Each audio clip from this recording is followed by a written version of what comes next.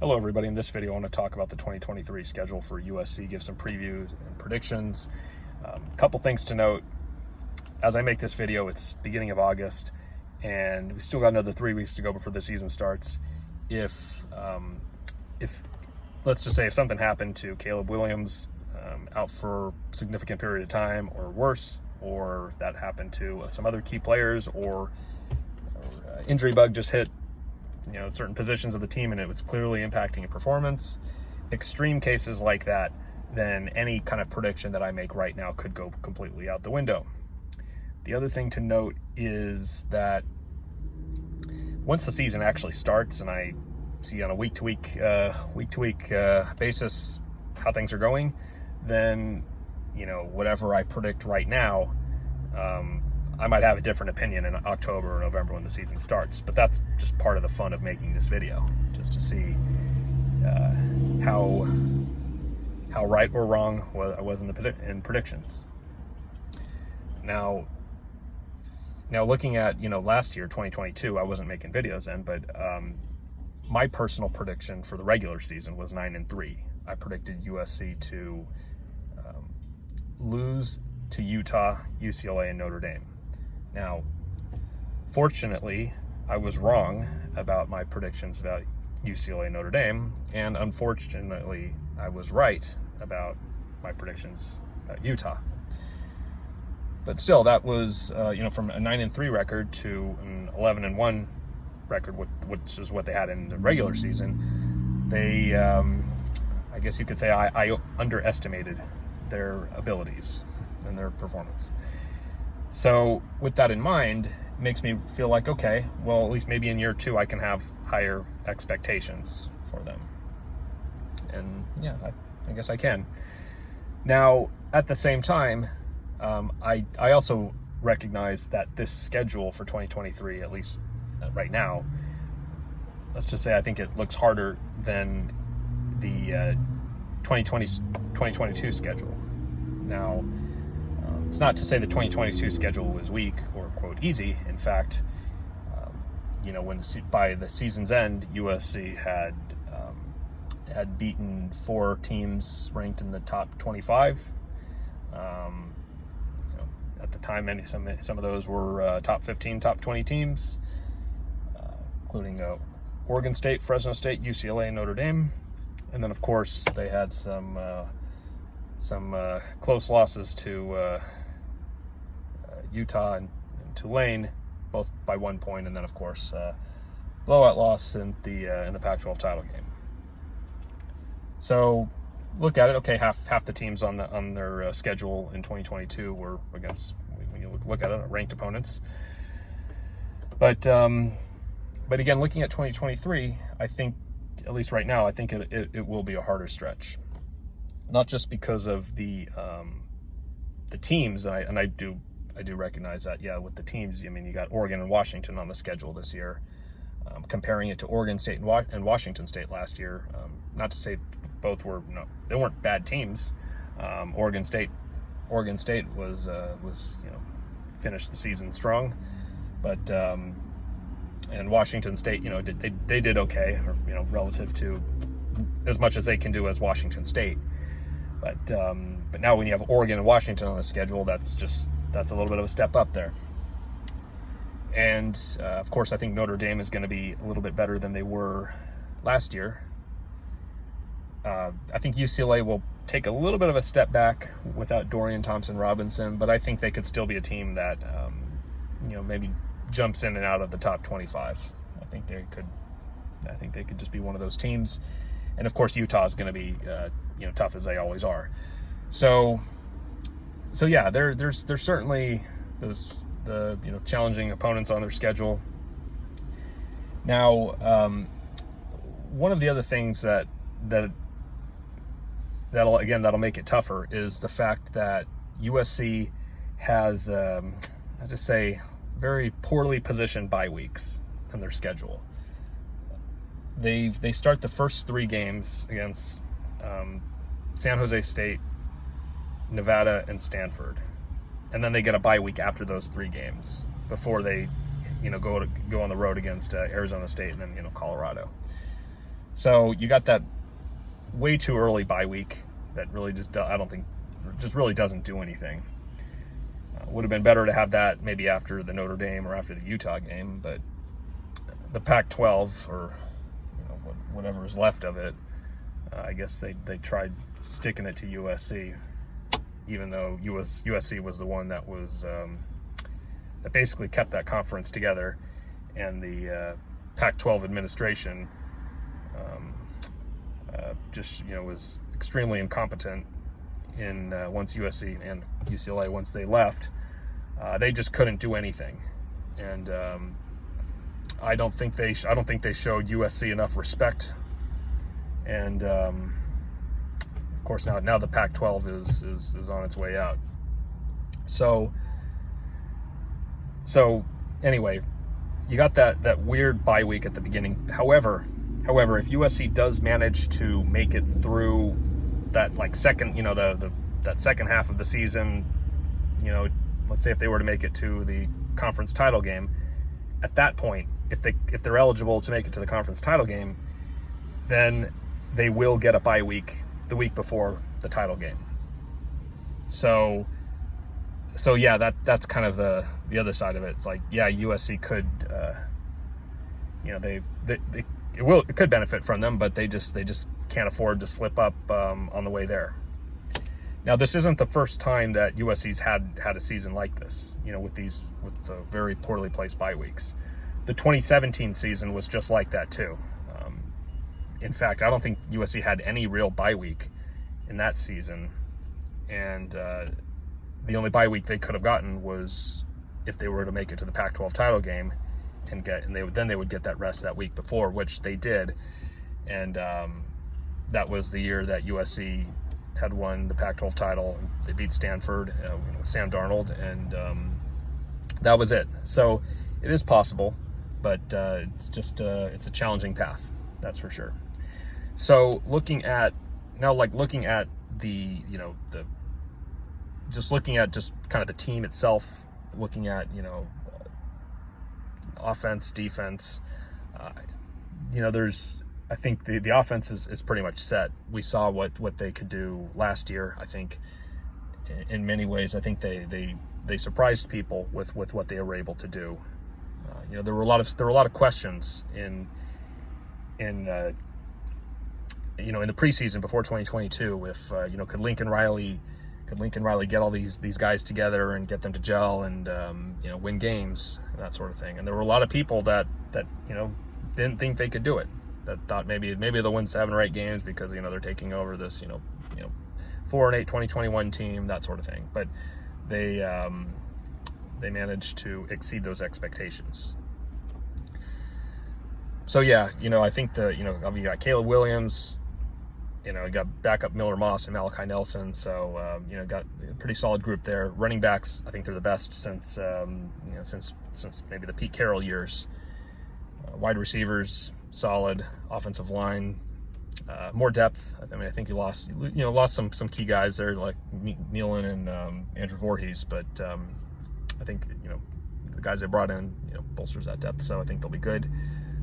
Defensive line, and the other video I made, I already talked a little bit about it.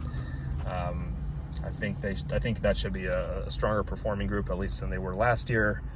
And secondary, I think they're the best. They're the best in the defensive, most depth, and probably the best of this defensive unit. Linebackers, of course, you got Mason Cobb, and you have Eric Gentry coming back. I think with Eric Gentry, I think he's a fantastic linebacker. It just he just wasn't the same after he got injured in that Utah game. So hopefully by this season he should be all feeling healthy, healed up, and ready to go. So yeah, again, talent-wise, I think everything is better than it was last year, but the schedule is also harder. So jumping right into it, you got San Jose State, Nevada, Stanford, first 3 games all at home. I think, of course, all those should be wins. By how much? I haven't heard anybody make score predictions yet. The question is, am I that bold or daring to make predictions at this early on in the 3 weeks before, I don't know. Hopefully they're putting at least 40 or 50 points a game in all of these. I think we saw them do that last year, so I think that should be kind of an expectation. Now, of course, put up the 40, 50 points, but let's try to keep the defense, have the defense keep the other team's offenses in check. That's what we're going to see. We're going to find out about that. I'm sure if there's an Oklahoma fan or some other non-USC fan watching this video, probably would tell me in the comments section. But, you don't have to. I already know. But yeah, we'll find out about that. So you got those first 3 games. Now, what's interesting was USC was actually supposed to play BYU this year, but because BYU moved to the Big 12, it affected their scheduling. So instead of playing BYU, USC had to fill their schedule, and that's why they're playing San Jose State. Would have been more fun if they played BYU though. But anyway, San Jose State, Nevada, Stanford, I think those should be wins right there, 3-0. You get a little bit of a bye week, then on the road at Arizona State, and then at Colorado. Of course, playing on the road at Arizona State will be a little more of a challenge than the first 3 games at home, but I predict USC to get some get wins there by whatever, at least a comfortable margin. And then, but Colorado, that's a team that's still that's a real question mark. We know Deion Sanders gutted the roster, and you don't really know what to expect because all those guys, it was a 1-11 team last year for Colorado, but again, most of those guys are gone, so a whole new set of players coming in. How do you know what they're really going to be? But I'll still say USC is going to get a win for that game. So there they are, 5-0. Then against Arizona, I think Arizona should probably be one of the tougher teams, at least offensively, in these first 6 games. They got Jaden Delora coming back at quarterback, who's very talented. But I think USC still has a lot more power and will just overwhelm them. And I think USC goes, beats Arizona at home and is 6-0. Now, when we get into now we're getting into the second half of the season. This is where it gets a little more interesting. This is where the real tests are. This is where all the questions that people have about this team. This is where we're going to get those answers. So, in this second half of the schedule, you go on the road at Notre Dame. So up until this point, this will be the toughest game that USC will have had. They got Sam Hartman as their quarterback now. They got a good quarterback in place. That'll certainly elevate their overall play. I know it'll be a tough game. I don't think USC's gonna. I'm still gonna say USC wins this game, and I can say that because again, just on the record for myself, every year since, let's just say 2013, when USC's kind of had a losing streak at Notre Dame, I've predicted every one of those years for USC to lose. But this year, I'm gonna say things are gonna be different this year. So yeah, I think USC gets a win, but it'll be a close one. It'll be a close one. And I think that this will be a fun game because it'll have been a long time since both Notre Dame and USC can both be really great teams playing each other at the same time, and they haven't had games like that since the Pete Carroll years, since like 2005 and 2006, when at least there was a lot of hype. Both teams were highly ranked, and so that's fun to see, because every other year since it's been a case of maybe one team was really good, the other team was not, and vice versa, or both weren't were just okay or not great, and then they played each other. So yeah, get that win, 7-0 on the season. Now then they Now, probably the game that really, I'd say a lot of USC fans have circled on their schedule is Utah, the 8th game at home. And I'm going to say that's a win. I'm going to say that's a win this year. The only thing that was stopping USC last year was just defense. If USC just had an average defense, they could have won that first game against Utah. They put up 42 points on offense. That should have been enough to win a game. But if the defense doesn't do their job, then lose game, even if it's by 1 point. But I believe this year there should be enough improvement on this defense that even a small amount of improvement could be enough to decide the outcome of this game. And assuming Caleb Williams is healthy, then he's gonna do fantastic things in that game. And so, it's the last year of the Pac-12, last time playing Utah for a long time, and I think the fans, USC fans, are going to be especially excited for that game, at least to get a win against Utah and just kind of end the Pac-12 on a high note in that way. But we'll see. So 8-0 right there. Now, jumping into the next game against Cal at Cal. I'll say 9-0 for that as well. I'll say that's a win. I know it's a road game, and people say, well, Cal's kind of like a rival. You don't know what can happen in that, but I think just USC has enough power in them to just go right through, get the job done, get the win. Now, for the 10th game against Washington, this is where I think it'll be their next kind of, let's say, toughest game since maybe playing on the road at Notre Dame. And I think USC will win, but it's going to be ugly. It's going to be just barely. We know what Washington is capable of, but I think USC will have enough just to squeak out a win. And that's all they need. It doesn't need to be pretty, but just got to get that win. Now, for the next game against Oregon, this is where I think USC suffers their first loss. The second half of the schedule is just been brutal. You've got playing Notre Dame, Utah, and then you have a road game at Cal. Play a game against Washington, and then on the road at Oregon. I can imagine it could be guys a little dinged up, not 100%. And maybe just not playing their best game, and I think USC will lose that one. I think it's a winnable game otherwise, but just the way the schedule is set up, I feel like there will be a stumbling block along the way. Now, after that, I feel like USC will rebound in their final game of the regular season against UCLA, and again, I don't think that'll be an easy game, but I think USC should win by maybe a touchdown or 10 points or 12 points, something like that, and just get that win and make it 11-1 in the regular season. Now, what happens for the Pac-12 title game or anything beyond that?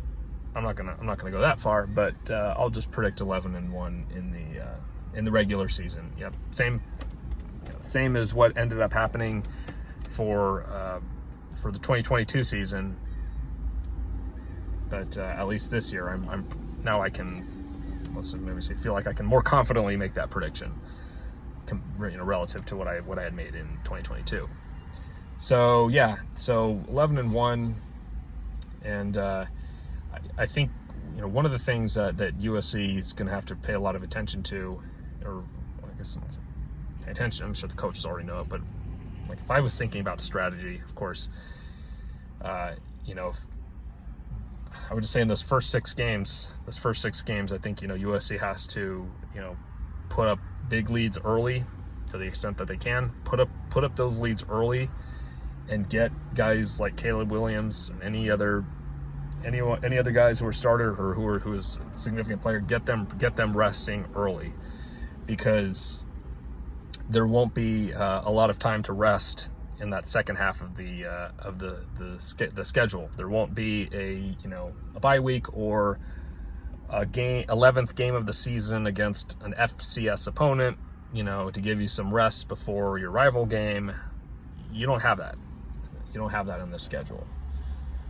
So yeah, the USC's got to build up those leads early, and then get those guys some rest, and because we're gonna need the healthy roster for that second half of the schedule. We'll see how it goes. But like I said, I could be completely wrong with these predictions. Maybe they go 10-2, maybe they go 9-3, maybe they go 12-0. I don't know, and that's just part of the fun. If you like the video, you can subscribe. Till then, fight on.